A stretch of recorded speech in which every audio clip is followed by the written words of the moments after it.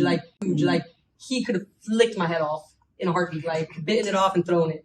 And we were able to speak to him and to get our demeanor to a point where we at least were able to get him to sit down. Once he sat down, we kept talking, we maneuvered properly, and we were able to get him in cuffs without him just taking us out. Because if he wanted to, he probably could have, and that would have escalated to something bigger, on our end.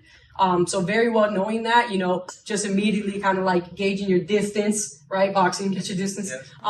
So just keeping our distance and just knowing like you're talking to somebody, but you're thinking of like 10 different scenarios at the same time. So being able to have this come out while you're like, all this stuff, it's a lot. So again, and that's why I say it's not just me. My partner that night did a phenomenal job backing me up and me backing him up and us doing this together. So, I mean, we were able to get him and then subdue him and put him in cuffs, and he nudged a little bit after that, but we handled that in a way where it could have ended up deadly, and I think that to this day, that's just one of the biggest to me, because that was one of the first times where I was like, oh my God, this is it. This is it. Like, this is it, and it was the first time that I really looked like, it was the first time I looked at someone and said, and then really felt that they could end my life with a flick. You know what that feels like to have someone, and I'm a fighter, and I'm not easily intimidated.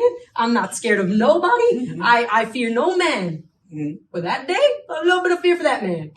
But that fear goes out the window because God jumps in, like I always say. He speaks to us. He helps us. He's on scene with us, and we do what we have to do, and nobody was hurt. So that's all I care about, because his life matters to me too. His life mattered. It didn't matter. It did not matter what drugs he was on, and none of that. He still mattered to me, and I wanted nothing more than to have that situation go exactly how it did. You're like and I went home crying that day, praying and just thanking God, like, oh man, you have my back like no other. So you can't tell me about God when I see him every single day. I love it. Super inspirational.